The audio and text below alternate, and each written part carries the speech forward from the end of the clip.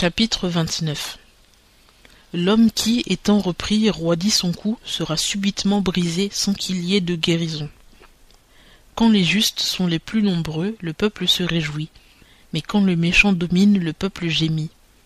L'homme qui aime la sagesse réjouit son père, mais celui qui se plaît avec les débauchés dissipe ses richesses. Le roi affermit le pays par la justice, mais celui qui aime les présents le ruine.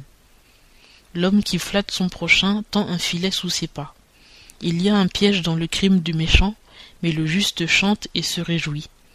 Le juste prend connaissance de la cause des pauvres, mais le méchant ne s'en informe pas. Les hommes moqueurs soufflent le feu dans la ville, mais les sages calment la colère. Un homme sage contestant avec un homme insensé, qu'il se fâche ou qu'il rit, n'aura point de repos. Les hommes sanguinaires haïssent l'homme intègre, mais les hommes droits protègent sa vie. L'insensé met dehors tout ce qu'il a dans l'esprit, mais le sage le réprime et le retient. Quand le prince prête l'oreille à la parole de mensonge, tous ses serviteurs sont méchants.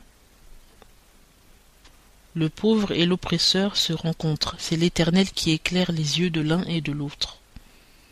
Le trône du roi qui rend justice aux pauvres selon la vérité sera affermi à perpétuité. La verge et la répréhension donnent la sagesse, mais l'enfant livré à lui-même fait honte à sa mère.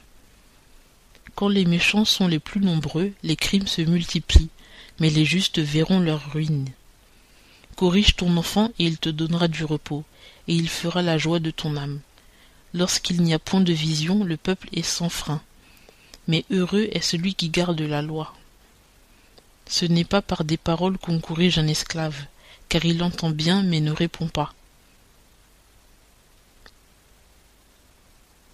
As-tu vu un homme étourdi dans ses paroles?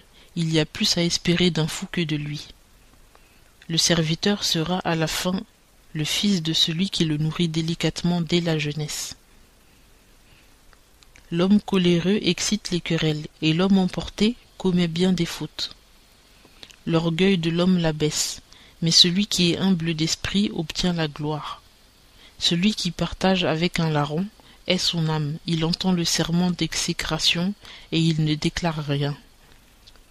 La crainte qu'on a de l'homme fait tomber dans le piège, mais celui qui s'assure en l'Éternel aura une haute retraite. Plusieurs recherchent la faveur de celui qui domine, mais c'est l'Éternel qui fait droit à chacun.